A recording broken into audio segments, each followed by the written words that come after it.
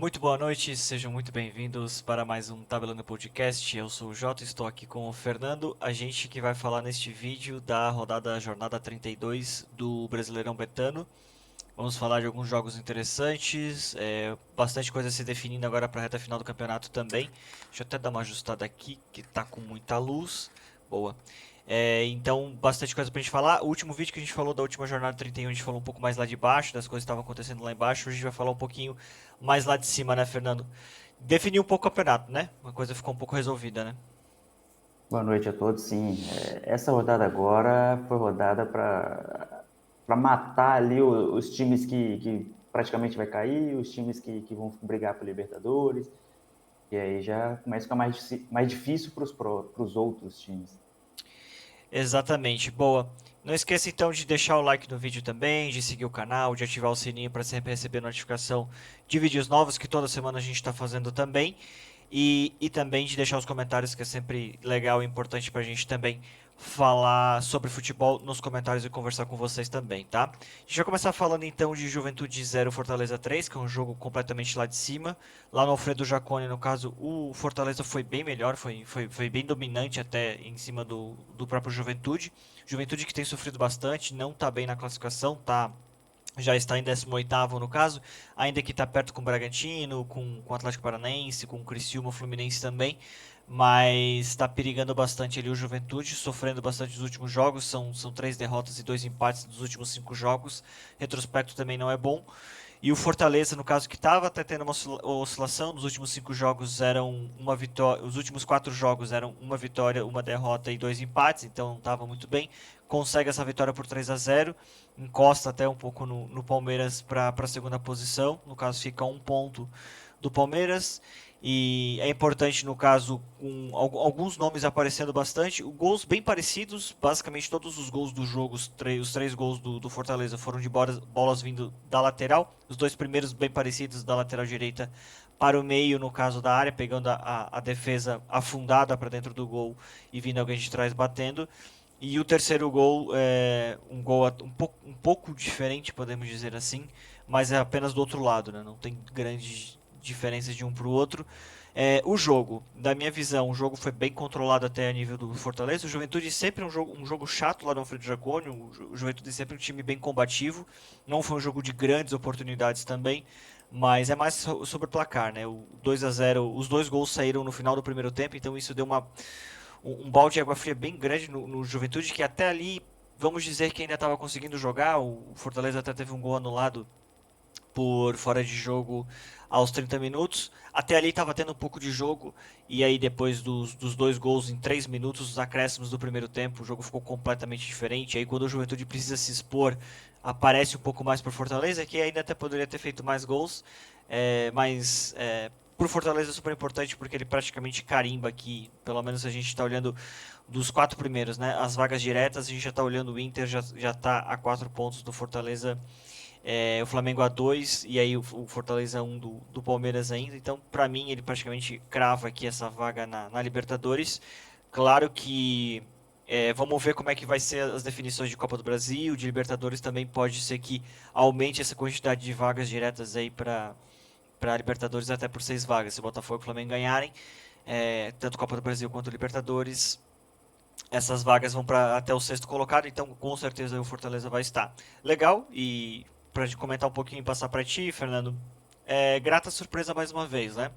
Um trabalho muito legal do Voivoda e com muito resultado também. Eu fico bem feliz de ver esse projeto do Fortaleza, que é um projeto sem uma bet, que é um projeto sem um pai rico, e é um projeto no Nordeste do país, né, que é um pouco mais difícil, a gente sabe, questões tanto de locomoção, de estrutura, de infraestrutura mesmo, e um projeto que tem funcionado muito bem, um treinador também longevo e sempre conseguindo fazer muitas coisas, já pegou final Sul-Americana, já jogou para Libertadores também, e legal se conseguir pegar essa fase direta para conseguir um pouco para a fase de grupos, né, Fernando? É histórico o que o Fortaleza vem fazendo. É o time que mais viaja no Brasil, é o time com maior quantidade de jogos, porque não é só o Brasileirão, como todo mundo tem, ainda tem aquela Copa. A Copa do Nordeste, né? Tem a Copa do Nordeste, Copa alguma coisa verde lá, se eu não esqueço o nome, Copa Verde, E é o time que mais tem quantidade de jogos, mais viagem, então é histórico. Para o Nordeste, é a maior pontuação que um clube de lá já chegou.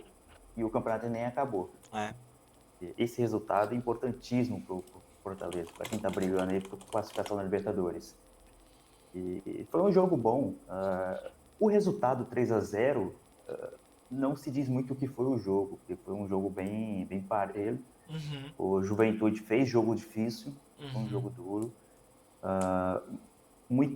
As estatísticas mostram mais opções do Juventude, mais finalizações de Juventude e tudo mais, mas não é só por causa que o Fortaleza começou o segundo tempo ali ganhando, e aí porque o Juventude teve que sair, mas não, antes disso dava mais a Juventude também. Uhum, uhum. Foi um jogo bem interessante. Pra mim o Fortaleza tem alguns jogadores bem interessantes. O Lucero, pra mim, é um jogador bem interessante, gera muito jogo, faz muitos gols também. O Moisés também é um jogador parecido com o Guilherme dos Santos, um jogador de velocidade, consegue atacar muito espaço também.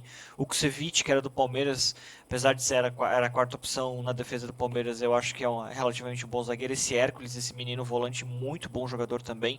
O Breno Lopes, que veio do Palmeiras, já era muito útil no Palmeiras, mas o palmeirense torcia um pouco o nariz pro nível técnico dele, mas entrega muito. O Iago Pikachu também sempre foi um bom jogador também. O Zé Alisson, que vem do Cruzeiro, é um bom volante, às vezes joga de defensor também. Então tem alguns bons nomes e o Pochettino também acho que é um cara bem interessante que o Vojvoda conseguiu trazer. Eu acho que a parte de scout, a gente tem falado muito do scout do Botafogo, assim, fazer um scout com 400 milhões no caixa é um pouco mais fácil do que fazer um scout do que o Fortaleza precisa fazer. Méritos para cada lado, tá? Não tô aqui desmerecendo também o scout do Botafogo, porque acho jogadores desconhecidos e que estão entregando muito também. Mas eu acho que esse scout com o Vojvoda e esse trabalho de anos também acho bem legal e bem interessante a gente ver. Claro, é o Juventude, guardadas suas devidas proporções, mas é importante essa vitória pro Fortaleza para solidificar lá em cima, né? Fê, mais alguma coisa aqui de Juventude e Fortaleza? O Juventude está se complicando na tabela. Com essa derrota aí, está na zona de rebaixamento. E os próximos jogos são difíceis para o Juventude. Daqui a pouco a gente vai falar do próximo jogo aí. Uhum. Tá se complicando. É. A sequência, tá? Tá pro pessoal ter aqui. A sequência vai ser pro Juventude o Bahia em casa, o Grêmio fora, que é clássico, e o Cuiabá em casa. Então, assim, é uma sequência relativamente acessível, no caso, mas precisa conseguir ganhar de Cuiabá e ganhar de Bahia em casa. Tem que conseguir fazer esses 6 pontos para poder respirar. Porque o final contra Cruzeiro, São Paulo e Atlético Mineiro é um pouco mais difícil de conseguir competir. Boa. E o Fortaleza, só para passar aqui para vocês também, depois a gente vai passar a rodada, tá? Estou passando os próximos 3 jogos. O Fortaleza então joga em casa contra o Vasco, eu acredito que deve ganhar. Vai ao Rio de Janeiro enfrentar o Fluminense, que é um jogo desesperador pro Fluminense, porque tá precisando muito e acho que é um jogo que o Fortaleza pode complicar bastante. E depois recebe o Flamengo em casa e pode ser que os contextos, no caso, até pro Flamengo já sejam completamente diferentes. O Flamengo ganhar a Copa do Brasil, com certeza o brasileiro ele vai jogar de uma outra forma, vai liberar alguns jogadores até para uma pré-férias ali já para não machucar ninguém, para não arriscar ninguém. Então pode ser que já seja num outro contexto. Vamos acompanhando. Mas principalmente agora, Vasco em casa, eu acredito que é vitória. E esse Fluminense no Maracanã, realmente acho que vai ser um jogo bem interessante para assistir. Passando então para o segundo jogo da rodada, que é o nosso Corinthians 2, Palmeiras 0. Eu, como palmeirense, obviamente, muito decepcionado com isso. Mas vou dar minha visão do jogo aqui, tentando não ser clubista, mas a gente sabe que a gente sempre é um pouco clubista com os nossos times também. Para mim, a visão do jogo, o Palmeiras amassou o Corinthians até seus 35 minutos, completamente, o domínio completo do Palmeiras, só que não fez o gol. E aquela máxima de futebol que desde os 10 anos 20, ela até hoje perdura. Quem não faz, leva. E foi o que aconteceu com o Palmeiras. O Palmeiras fez um primeiro tempo muito, muito bom e toma um gol no final, no caso, numa falha do Caio Paulista, que eu nem sei se propriamente é falha, porque para mim o resto da jogada é uma falha muito mais defensiva, de não conseguir tirar os espaços ali, mas claro, ele erra o corte do cruzamento também. Não foi uma grande partida do Caio Paulista, que vinha relativamente bem no Palmeiras também. E o gol do Garro, que para mim é disparado esse melhor jogador desse Corinthians. Como joga esse meio campo o Rodrigo Garro, para mim é um grandíssimo achado do Corinthians. Acho que naquelas que o Corinthians faz mais sorte do que juízo, porque não tinha a mínima ideia, porque já passaram tantos outros aí, tantas outras apostas que não deram certo. E esse Garro de direita, de esquerda, finaliza muito bem, bola parada muito bem também. Ele tem uma noção muito boa de espaço e de jogo, então a bola, ele parece muito Griezmann jogando assim, a bola não para muito no pé dele, ele entende tudo que está acontecendo ao redor dele, então joga fácil, realmente muito, muito, muito belo gol, gol de esquerda, ele que é destro. E o segundo tempo o jogo fica um pouco mais Bom batedor de falta. bola parada Eu- o primeiro gol dele foi contra o Palmeiras no 2-2 uma falta também no último lance do jogo. No Paulista, isso.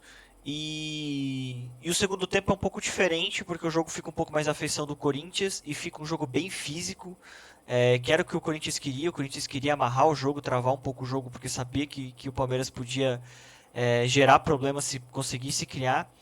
E o Palmeiras ficou praticamente no lampejo principalmente no segundo tempo, no lampejo do Estevão. Assim, Richard Rios sumiu, o Felipe Anderson praticamente não estreou ainda, tá muito mal, não consegue encaixar com o time também. O Dudu entrou bem, acho que pode ser uma boa notícia para tentar usar o Dudu e quem sabe o Dudu ficar no Palmeiras. Vamos ver, a diretoria também torce um pouco o nariz para ele, mas eu gostaria que ele ficasse. Mas entrou muito bem o Dudu, outra dinâmica para o jogo. O Vanderlan entrou no lugar do Caio Paulista que não estava muito bem e foi o pior em campo, conseguiu fazer isso, ele entrar e ser o pior em campo. Tudo, absolutamente tudo que ele tentou, ele errou. Ele errou passe de 1 metro, ele errou drible, ele errou lançamento, ele errou o domínio de bola, ele errou tudo que ele chute, tudo que ele tentou fazer, ele errou o Vanderlan. Acho que já é um jogador. O Palmeiras perdeu o timing dele, que o Milan tinha oferecido 10 milhões de euros há um ano e meio atrás, e o Palmeiras não quis vender, por ser um miúdo da base.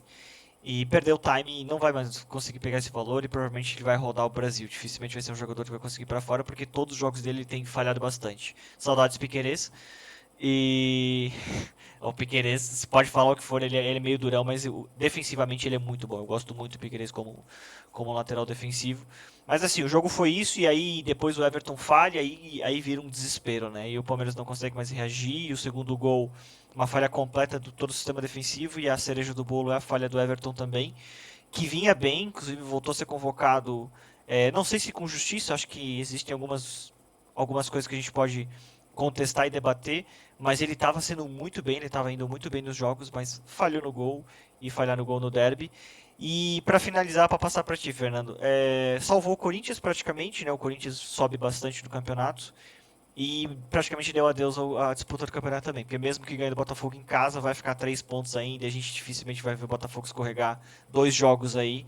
Então, foi até hoje a gente estava conversando mais cedo que eu até falei pro Fernando que se o Botafogo conseguir perder este campeonato, realmente pode fechar as portas e tentar fazer outra coisa da vida, porque se conseguir perder este campeonato também, ano passado já era difícil, mas esse campeonato agora do jeito que tá, e o time também do Botafogo não dá esses sinais, depois a gente vai falar um pouquinho de Botafogo, mas não dá esses sinais e pro Corinthians era o gás que precisava, né?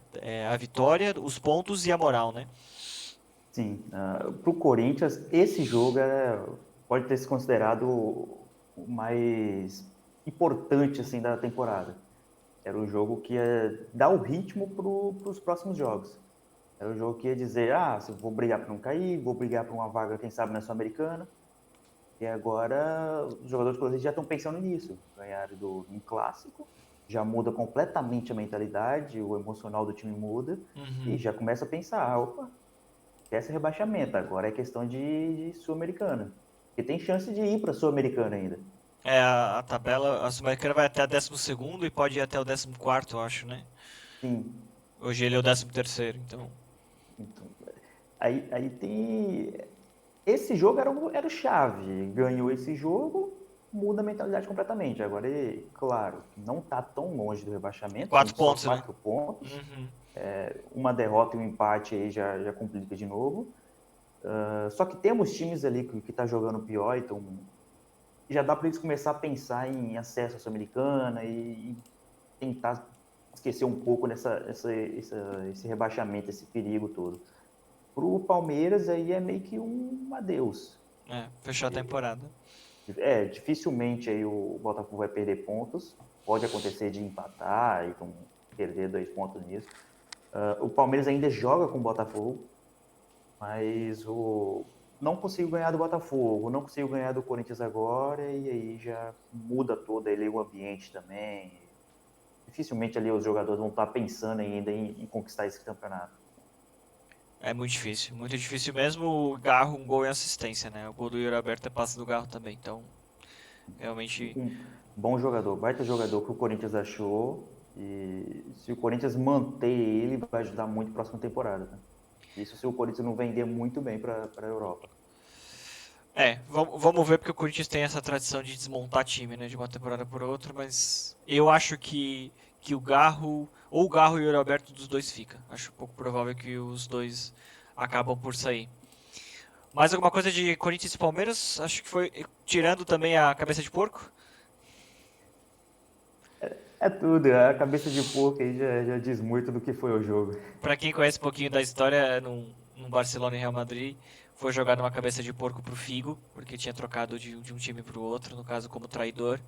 E o Palmeiras tem o mascote, no caso, né? Como o porco. E levaram essas coisas que eu já não consigo mais entender, né? Como em 2024 alguém consegue entrar com uma cabeça de porco dentro de um estádio. E levaram e jogaram uma cabeça de porco no campo. E o Yuri Alberto, que é o atacante do Corinthians, foi chutar, achando que era uma almofada, alguma coisa assim.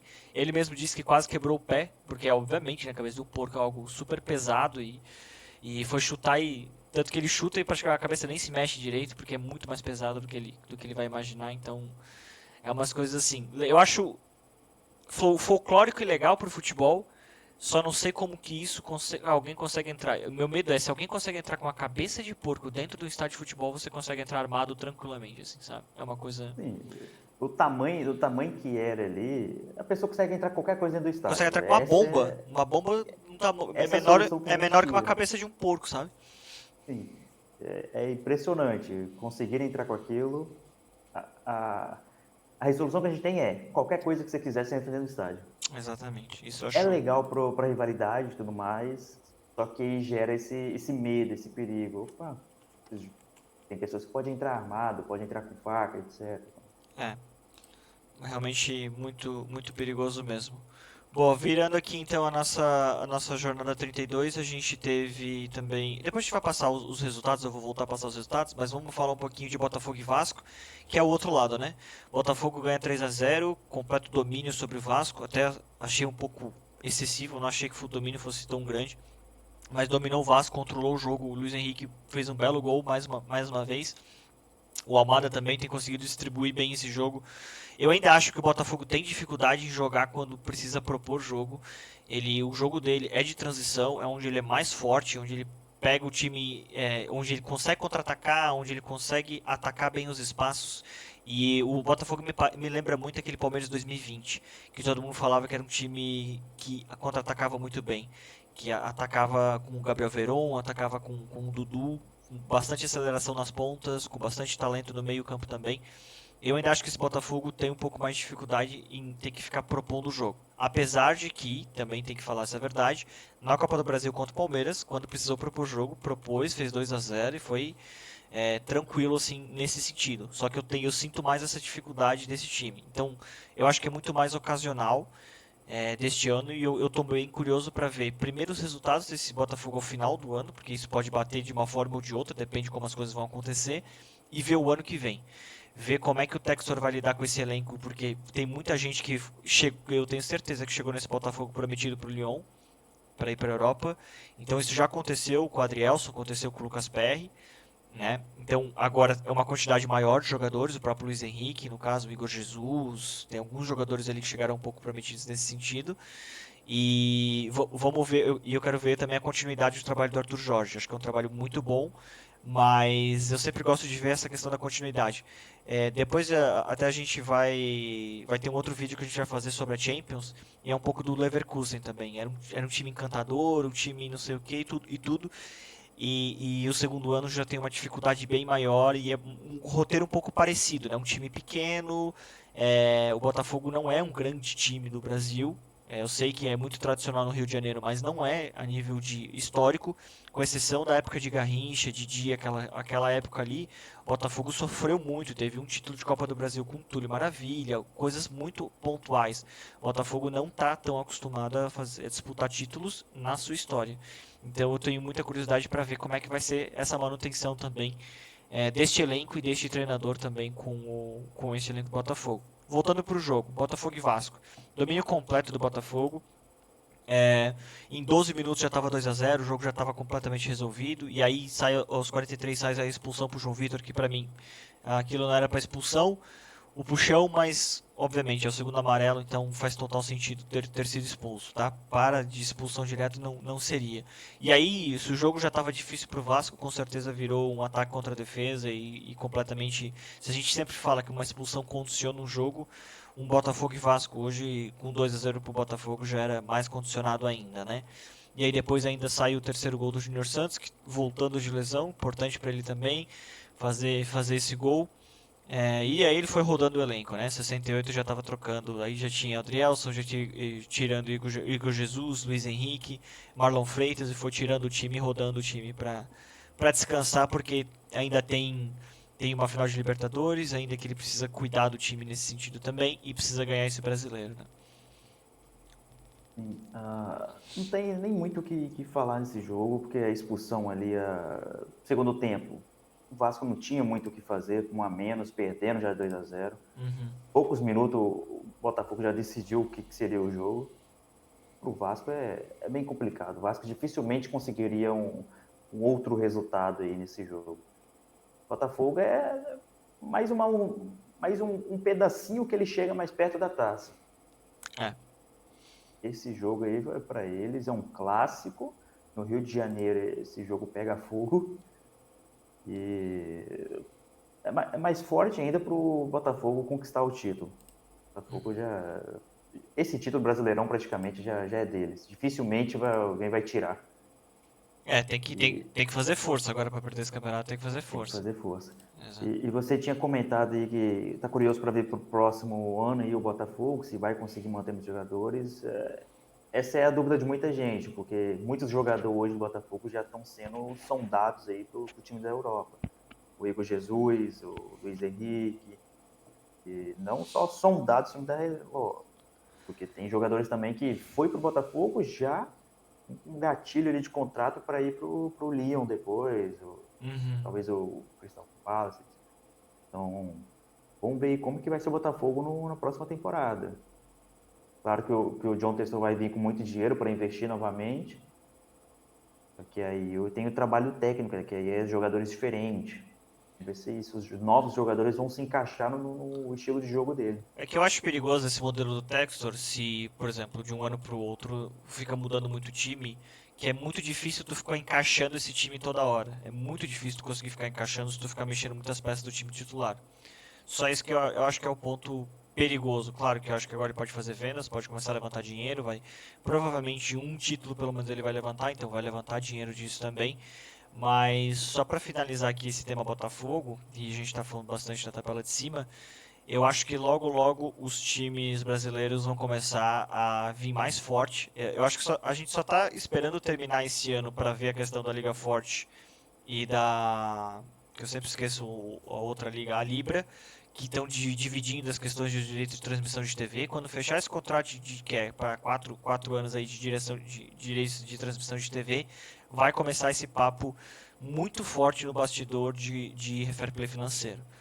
Fair play financeiro, para quem não entende muito, não é exatamente dizer quem pode gastar quanto, mas sim fazer algumas métricas e algumas regras que seja proporcional ao quanto você arrecada. Senão qualquer bilionário, qualquer rico chega num clube, injeta um monte de dinheiro, monta um super time, no caso, só que não consegue, aquilo não é sustentável. Então ele está só colocando dinheiro, mas nunca está sustentando aquilo. Então vai existir uma conversa muito grande nesse sentido. E aí a gente tem bases salariais, a gente tem direitos de imagem, tem um monte de regras que envolvem hoje o fair play financeiro. Isso aconteceu, por exemplo, para vocês terem uma ideia, na Europa com a UEFA. A UEFA teve que impor e cada liga ainda colocou seu fair play financeiro em cima do fair play financeiro da UEFA. Então o que provavelmente pode acontecer um fair play financeiro do Brasil, porque eu acho pouco provável que aconteça o da Conmebol. Mas pode acontecer da Conmebol porque os clubes uruguaios e argentinos, por exemplo, são muito desfavorecidos hoje perante os clubes brasileiros. Então vai acontecer esse movimento, tanto Conmebol quanto CBF, porque vai ser necessário fazer esses controles porque os clubes cada vez estão virando mais SAF e cada vez mais está vindo gente, pessoas com dinheiro. Agora tem o Grego lá, que onde foi o Edu Gaspar, no caso, o grupo Grego, que está interessado em comprar o Vasco, que era da 77, por exemplo, 777.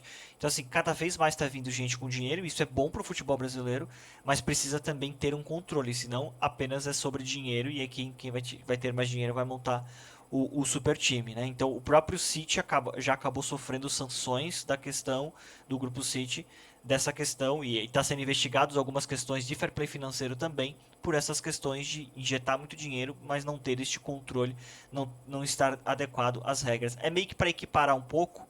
Várias categorias de vários esportes do mundo fazem isso, tá? É para meio que equiparar para não ficar muito desbalanceado a coisa de um nível dentro da mesma divisão, por exemplo, de um clube, os 10 clubes de um nível e outros 10 clubes de um nível completamente diferente, né? Então existe este balanço que é feito, né, Fernando?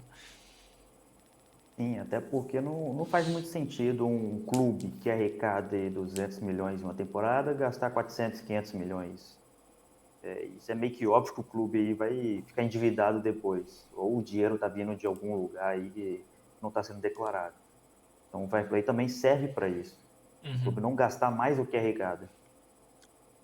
exatamente. Mas a gente vai fazer um videozinho falando um pouquinho sobre fair play financeiro, explicando como são esses modelos na Europa também e como a gente imagina ou como que a gente pensa que pode ser implementado isso no Brasil também. É um bom tema, se você achar interessante, coloca aqui nos comentários pra gente que a gente traz um vídeo para vocês falando sobre essa questão do fair play financeiro. Para fechar aqui sobre a rodada, vamos falar um pouquinho de Inter e Criciúma, que é um outro time, é o melhor time do retorno do Campeonato Brasileiro, o Inter. Tá jogando muita bola. Eu venho falando algumas rodadas aqui, o problema do Inter ele sempre termina bem os campeonatos, mas é começar o campeonato bem, começar o ano bem. Já são 3 anos seguidos, não, 2 anos seguidos sem fazer final de gauchão. Já perdi a conta de quantos anos que não ganha o gauchão, então o estadual em si já está sendo uma dificuldade de início de temporada. O brasileiro sempre começa sendo difícil, e aí começa a se enrolar em competições sul-americanas, e a própria Copa do Brasil também não tem conseguido avançar tanto. Então, assim, é um time no qual eu acho que tá com um elenco, conseguiu montar um bom time para esse ano, conseguiu até contratar o Tabata ali no meio do ano com um bom ajuste. Tá ainda fazendo alguns ajustes de elenco, por exemplo, quer se livrar do Alário para ficar só com o Borré, porque tava com muito atacante também. Então tá ajustando, assim, equilibrando um pouco o elenco. Tem o Bruno Henrique, que era do Corinthians, jogou no Palmeiras, tá no Inter também, acho que é bom de bola. Tem o lateral, que eu sempre esqueço o nome, mas que é muito bom também. E tem o Alan Patrick, que mais uma vez chega no final da temporada com um ótimo destaque, fez um golaço de falta, para quem não viu, assista esse gol de falta do Alan Patrick, foi muito bonito. E ele é um destaque. Eu comecei a perceber alguns movimentos, no caso o Alan Patrick ele virou o falso 9, né? O Borré volta mais para ajudar a correr. E quando o time ataca em bloco, no caso, alguém carrega a bola e o Alan Patrick, quando recebe para distribuir em 3, 4 correndo para frente. Então é uma estratégia bem legal montada pelo Roger, um time bem interessante de se ver. O Tabata que foi escorraçado do Palmeiras, tá? O Bruno Tabata que foi pro Qatar. O Palmeiras tinha pago e aí foi emprestado pro Qatar. O Palmeiras estava tentando se livrar, entregou pro Fluminense, pro Internacional. E tá jogando muita bola no Internacional, na posição que ele gosta de jogar. Então a gente vê que tem alguns jogadores que rendem mais do que os outros. O próprio Wesley, que foi pro Cruzeiro, não foi tão bem. No Palmeiras oscilava muito também. E ontem fez mais um bonito. Os dois gols foram muito bonitos, né? O gol de falta, pra mim, é um golaço, né? Mas o gol do Wesley também é muito bonito. E é um jogador que também era bem contestado em São Paulo. Então, assim, o Inter consegue tirar de alguns jogadores coisas interessantes. O próprio Vitão, que também era um zagueiro que era do Palmeiras, foi pro Shakhtar, voltou pro Inter também, é um bom zagueiro. Acho que tem uma boa construção de elenco, tá? Eu gosto muito desse elenco do Internacional. Acho que o Internacional faz exatamente o oposto do Fluminense, por exemplo. Monta um elenco um pouco mais encorpado, montou esse elenco, sofreu este ano, teve troca de comando e tudo mais, mas o Roger parece ter conseguido encontrar um pouco esse time. Eu quero ver a sequência, eu quero ver do ano que vem. Eu quero que esse time consiga entregar mais ano que vem, porque eu acho que tem talento, tem bola para isso. Perdeu o Maurício pro Palmeiras no caso, mas acho que a venda foi sensacional, mediante o que estava passando pelas dificuldades das enchentes. E o Maurício também não é esse jogador todo assim que o pessoal tá pintando, mas vendeu muito bem pro Palmeiras, vendeu coisa de quase 100 milhões, então foi uma venda realmente muito boa e precisava desse dinheiro também. Então assim, chegar no final da temporada, talvez essa temporada eu dê o desconto por tudo que aconteceu no começo da questão das enchentes, né? Mas por isso que eu quero ver para a próxima temporada, que o Fluminense para mim, o Internacional, desculpa, termina sempre a temporada bem, mas nunca consegue fazer essa primeira metade de temporada bem. E aí sempre paga esse preço de chegar tarde para disputar os títulos ou até o brasileiro, né? Sim, muitas pessoas vão achar, não começou a temporada bem, mas a enchente prejudicou. Só que se você pegar antes da enchente, no começo do ano mesmo, no estadual já não foi bem. Então, realmente isso, estadual não vai bem, chega no Brasileirão, demora a começar a jogar bem, Uhum. e aí depois tem que ficar correndo atrás de prejuízo. Aí o Internacional agora está com um elenco muito bom, tá brigando em parte em cima da tabela, é capaz de até conseguir a vaga direta, sem passar por playoffs. Então, Uhum. tá ali em quinta posição. Hoje é uma vaga de playoffs ali para Libertadores, mas é capaz de Vai brigar. surgir aí um G5. Uhum. E mesmo se não surgir, ele vai brigar. Ele só está a 2 pontos atrás do Flamengo. Ah. É um jogo ali, uma escapada do Flamengo, ele já ultrapassa e consegue uma vaga direta. É, o Bernabéu é o lateral que eu falei, tá? O Bernabéu, o lateral que eu tava a falar. E teve algumas contratações. Thiago Maia tira do Flamengo e o Ener Valencia também é uma contratação muito interessante. Foi contestado ao meio da temporada, mas é um jogador super interessante. Pode ajudar muito também com o Borré. Acho que o Alário realmente não faz mais sentido também. O próprio Wanderson também que foi contratado. Então, assim, tem alguns jogadores bem interessantes. O Rocher é um goleiro bem seguro. Eu gosto bastante também. Sobre o jogo, tá, gente? Senão a gente vai ficar só falando de Inter e não falar do jogo. O jogo teve o gol de falta. O jogo estava relativamente equilibrado quando sai o gol de falta. O Criciúma estava conseguindo gerar jogo. Esse time do Criciúma é um bom time, tá? Um time bem treinado, é um bom time. E aí saiu o gol de falta, um golaço do Alan Patrick. E na sequência sai a expulsão do Viseu, que para mim não deveria ser expulso. Ele levanta a bola dentro da área para dar um voleio e o jogador internacional tira com a cabeça. Mas assim, para expulsão, eu não vi, no caso, para expulsão, tá? Não vi esse lance neste nível. E aí, mais uma vez, o jogo fica um pouco mais condicionado. O Criciúma até sendo um time menor, fora de casa, então sofre um pouco mais para conseguir competir, precisando de gol. Até acho que foi bem dentro das suas possibilidades, dentro do que conseguia, no caso. Mas o segundo tempo não conseguiu praticamente fazer nada. E aí o Wesley faz o gol no apagar das luzes para fechar. Pra vocês terem uma ideia, o XG do Criciúma no segundo tempo foi zero, literalmente zero. Então ficou muito difícil depois da expulsão. E eu acho que essa expulsão precisa se tomar um pouco de cuidado com essas questões de expulsões no Brasil, de modo geral no mundo, né? Porque mexe muito com o jogo, né? Eu estava escutando o Gustavo Hoffmann da ESPN falando um pouquinho sobre isso, de que não é a questão de ir contra a regra, é questão de entender um pouco o contexto do jogo, porque você pode acabar com completamente o jogo a partir do momento que você tomou uma atitude, se não é 100% certeza, se não é 100% claro, é que ele não era um lance, ele estava de costas, ele foi virar para fazer um movimento e o zagueiro estava a atirar. Então, a minha visão, né? Mas a questão do o perigo ali que levou, um chute no rosto do adversário, é mais por conta do perigo, mas não foi intencional. É. Para ir vermelho direto, se fosse segundo amarelo, até entenderia. Então, é um pouco isso, assim, nesse sentido que eu tenho ponto. Mas o jogo, mesmo assim, o Inter jogou bem, como vem jogando, né? Domínio total. E no segundo tempo, quando ele viu que o Criciúma não ia conseguir, ele foi tirando, tirou o Tabata, tirou o Thiago Maia, tirou o Alan Patrick, tirou o Borré. Então, tirou os principais jogadores porque tá jogando muito o Brasil, para quem não tá acompanhando muito do Brasileirão Betano, o Brasil tá com umas rodadas bem mexidas por causa da final da Copa do Brasil, teve da questão de data FIFA, então desde a da volta da data FIFA, né, Fê? As rodadas estão às vezes tu joga na quinta, daqui a pouco tu joga na segunda, daqui a pouco tu vai jogar na sexta. O Palmeiras agora vai jogar na sexta-feira, mas jogou na segunda. Sabe? Então, assim, as coisas também, você não vai jogar no domingo, aí passa o final de semana todo e não tá muito organizado a tabela, e não é, na verdade, muito organizada a tabela do brasileiro, então tem essa questão de gerir bem esse elenco também, né? E isso é importante, gerir bem o elenco, porque todo dia é jogo praticamente. Um dia sim, um dia não, às vezes. É. Muito perigoso. O calendário do Brasil é muito frenético. É mesmo. Vamos passar a rodada aqui pro pessoal, Fê. Então tivemos Fluminense 2, Grêmio 2. Tivemos aquela situação, vamos fazer um comentário breve aqui, acho que cada um dá sua opinião e pro pessoal só entender. Teve uma situação ali entre o Marcelo, ex-lateral do Real Madrid, e o Mano Menezes, que é o treinador do Fluminense. O Marcelo se sentiu ofendido, o Mano Menezes ia colocar ele no final do jogo, o Marcelo falou que não queria entrar no final do jogo. E aí vai ter opiniões de todos os tipos possíveis. Eu e o Fernando mesmo, a gente já conversou também sobre isso. Obviamente o jogador nunca pode ser maior que nenhum clube no mundo, e nunca deve ser, porque um clube é de milhares de adeptos.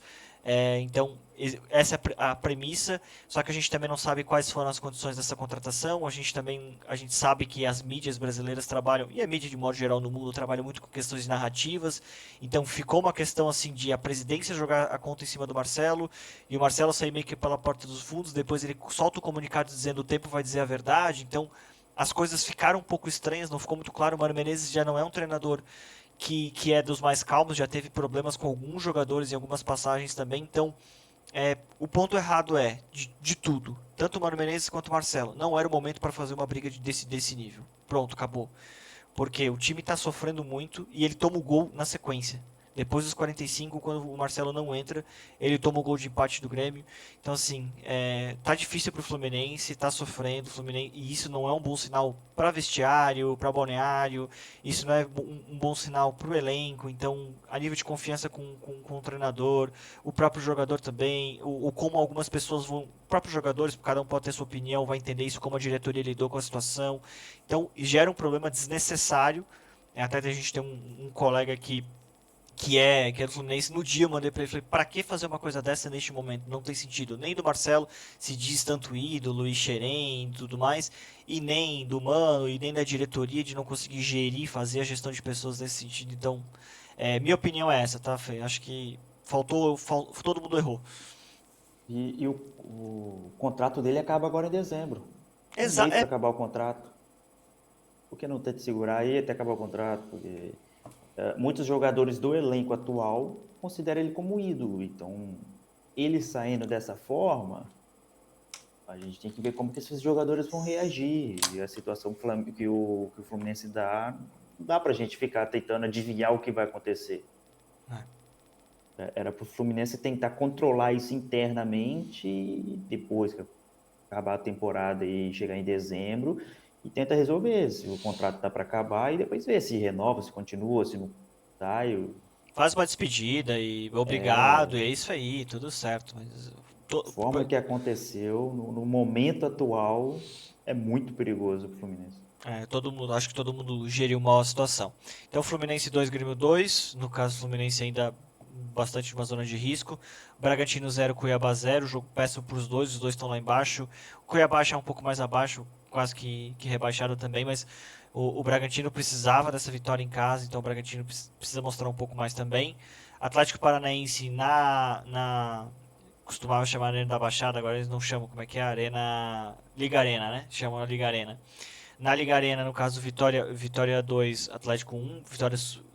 A vitória é muito importante do Vitória, no caso, porque inclusive passou o Fluminense na zona de classificação. Então o Atlético se complica bastante, porque nem em casa consegue pontuar. Então tá numa situação bem delicada. É ano de centenário, então tem uma pressão bem grande também em cima do Lúcio sobre isso. Fê, eu tô passando aqui, se tu quiser me interrompe, vai falando, tá? Depois a gente já falou de Juventude 0, Fortaleza 3, Corinthians 2, Palmeiras 0. Então São Paulo 3, Bahia 0. Não sei se queres comentar um pouquinho aqui, mas é importante essa vitória de São Paulo, ainda mais fora de casa, que o time não estava jogando bem, consegue uma boa vitória, né? Pois é, uma vitória fora de casa dá para comemorar como título. Só que a gente tem que lembrar que o Bahia tem Rogério Ceni não consegue vencer contra seu ex-clubes. É Nunca verdade. venceu contra ex-clubes, então era um jogo que eu fiquei mais calmo. Era mais... Boa. A gente teve então Botafogo 3, Vasco 0, Inter 2, Criciúma 0. A gente falou também desses dois jogos. Atlético Goianiense ganhou do Atlético Mineiro, mesmo que seja o Atlético Mineiro reserva. É inacreditável que o Atlético Mineiro conseguiu fazer neste Brasileirão, e a gente ainda tem 6 rodadas por jogar. Cruzeiro 0, Flamengo 1, jogo de ontem bem estranho, bem contestável, com bastante situações ali de arbitragem, mas isso é de modo geral pro Brasil, né? Sim, esse gol do Flamengo saiu de bola parada em um gol contestado. Muita gente considera que o gol foi irregular. É. É meio complicado aí esse jogo, tem bastante polêmica. Quem não viu o jogo, vê o resumo para poder entender como que aconteceu ali o lance do gol, a bola parada. Isso. Exatamente. Vamos passar aqui então os 11 da jornada então, Cauê Elias do Fluminense, no caso com gol, então, pelo SofaScore, tá? Esse aqui os 11 do SofaScore. Wesley também com gol, Patrick com golaço de falta, o Garro com gol e uma assistência no derby, o Savarino também com gol, Marlon Freitas com assistência, Luiz Gustavo, não sei se fez gol ou assistência, não cheguei a acompanhar, mas também com uma ótima nota no SofaScore, com o Cevic do Fortaleza, a gente também falou, o Davi Luiz fez gol, então, no jogo contra o Cruzeiro, Pedro Henrique do Bragantino também com uma boa nota, mas confesso que não assisti Bragantino e Cuiabá. E o Rafael do São Paulo também com uma boa nota, que é pouco estranho, né? Pelo 3-0 o Bahia também, querendo ou não, aparentemente gerou jogo, né? Foi o resultado não mostra o que foi o jogo. O jogo foi praticamente todo do Bahia ali, o Bahia tentando propor jogo e o Rafael defendeu muito bem ali quando o Bahia chegou no ataque. Boa. Boa, vamos passar para a tabela aqui então. Então temos aí o Botafogo em primeiro com 67 pontos. Agora tá todo mundo com 32 jogos, tá, gente? Não tem mais jogo atrasado, teve alguns jogos acontecendo aí no meio de semana e agora tá todo mundo com a mesma quantidade de jogos. Palmeiras em segundo com 61, então 6 pontos, fica bem difícil agora, faltando 6 rodadas para acabar. Fortaleza com 60, Flamengo com 58, Internacional 56, Internacional só subindo. Então interessante também essa crescente do Internacional. O São Paulo em sexto com 54, o Bahia em sétimo despencando em queda livre com 46, o Cruzeiro é outro despencando em queda livre com 44. E ainda bem que pontuaram bem até aqui, mas são clubes que estão muito mal nessa altura do campeonato. O Vasco também não está muito bem com 43, o Atlético Mineiro meio que jogou o campeonato fora para jogar as finais que ele tem para jogar também. Depois a gente tem o Grêmio em 11º com 39, e aí pra mim aqui praticamente já escapou, porque são 6 jogos para conseguir uma vitória, praticamente, uma vitória e um empate, aí vamos botar 4 pontos aí para escapar. Corinthians com 38, então por isso que a gente já falou que o Corinthians provavelmente vai escapar também, tá muito próximo ali, vamos botar 2 vitórias aí pro Corinthians escapar. O Vitória também conseguiu dar uma boa subida para 38 pontos aí também, aí que eu acho que começa o perigo, o Fluminense com 37, com essa oscilação toda, o Criciúma com 37 também. Não tem conseguido bons resultados recentemente o Criciúma. O Bragantino com 32, mas também é um perigo. O Atlético Paranaense que a gente falou com 31, o Juventude, no caso com 31, não, com 34, desculpa, o Bragantino 35, o Atlético Paranaense 34, junto com o Juventude com 34. Então, do 18º ao 12º, a gente tem 4 pontos diferentes. Então, a gente pode considerar que ali existe uma zona bem perigosa. Mas, se a gente considerar um jogo praticamente de diferença, a gente está falando que do Fluminense, que é o 14º, ao Juventude, que é o 18º, se um perder e o outro ganhar, é suficiente para eles conseguirem trocar de posições, então, para entrar na zona de rebaixamento e sair. Então, vamos acompanhando agora. O Cuiabá, então, com 28, para mim, já é completamente fora. Realmente muito difícil conseguir escapar agora. E o Atlético Goianiense está naqueles 99,99%, porque é só uma questão de matemática mesmo, porque já tá rebaixado também, né? Próximos jogos, então, próxima jornada 33, também espalhada, vocês vão ver aqui, eu vou mostrar aqui, ó. Então a gente tem dia 8, 9, 10 e dia 13 também tem jogo, por causa que Flamengo e Atlético Mineiro tem a questão da Copa do Brasil por jogar também. Então tem amanhã, lembrando, esses horários aqui são horários de Portugal, eu coloquei ali embaixo o Brasil, são menos 3 horas, tá? Então amanhã às 10 horas, horário de Portugal, Internacional e Fluminense, um jogo bem interessante e bem difícil pro Fluminense esse jogo. Amanhã, no caso, ainda meia-noite e meia, então já de sábado, ali no caso Palmeiras e Grêmio. Depois tem já à noite de sábado tem Botafogo e Cuiabá, que 99% de chance que dê Botafogo aqui também. Vitória e Corinthians, um jogo bem interessante, valendo muita coisa aqui. Quem sair vitorioso daqui e o Vitória em casa pode ser uma boa chance para o Vitória dar uma escapar praticamente ali. ganhando do Corinthians. Atlético Goianiense e Bragantino. O Bragantino não pode nem pensar em empatar esse jogo, ele tem que só, a única coisa que ele tem que pensar é vitória, né? Então, muito importante isso. Depois a gente tem ainda no dia 9 às 10 horas da noite Cruzeiro e Criciúma. Um jogo bom pro Cruzeiro tentar ganhar, porque ele não consegue ganhar um bom tempo. Não sei se tu sabia dessa informação, eu descobri ela hoje. O Fernando Diniz, nesse Campeonato Brasileiro, tem 16 jogos e uma vitória. Entre Fluminense e Cruzeiro. Sim. Uma vitória e no Cruzeiro ainda ele não tem vitória. E no Cruzeiro ainda não ganhou. Então pode ser uma boa oportunidade, mas o Criciúma também está desesperado para fazer ponto, então é um joguinho um pouco perigoso para o Cruzeiro. Fortaleza e Vasco, no caso, em Fortaleza, então acho que é um jogo bem propício para Fortaleza pontuar. Juventude e Bahia, aqui também valendo muita coisa para o Juventude, ainda mais que o Bahia não está tão bem, e o Juventude lá no Jacone, então tem que conseguir ganhar. São Paulo e Atlético Paranaense, é mais para o São Paulo enterrar o Atlético, porque não tá valendo muita coisa aqui que não seja para o Atlético, porque para o São Paulo é mais realmente para tentar garantir Libertadores direto. E aí no dia 13 a gente tem Flamengo e Atlético Mineiro. Esse jogo, dependendo de como acontecer a final, lá já não tá valendo mais nada, completamente, porque o Atlético não vai querer mais nada e o Flamengo não vai querer mais nada no campeonato, né? Acho que tu tá mutado, Fê. Aí é o jogo que o Flamengo possivelmente vai, o Atlético Mineiro possivelmente vai pensar só na Libertadores. E depois ainda tem a final contra Né? o Botafogo. Exatamente. Boa, pessoal, então a gente passou aqui a jornada 32, falamos de alguns temas também que não só da questão da jornada, alguns temas do que está acontecendo no futebol brasileiro, a gente sempre tenta trazer para vocês também essas informações um pouco mais atualizadas e algumas coisas do que estão acontecendo também. Passamos quais são a tabela, passamos também a jornada 33, qual que é os jogos da próxima jornada, e foi isso, tá, Fê? Mais alguma coisa por aqui de Brasileirão, Betano? É tudo sobre o Brasileirão Betano. Não esqueça aí de deixar o like. Boa, bem lembrado. Vamos conversar. Bem lembrado. Bora falar sobre futebol. Então, como o Fernando já disse, deixa o like, segue o canal, ative o sininho também para receber notificação e bora falar sobre futebol. Este foi o Brasileirão Betano, jornada 32. Um abraço a todos, até a próxima.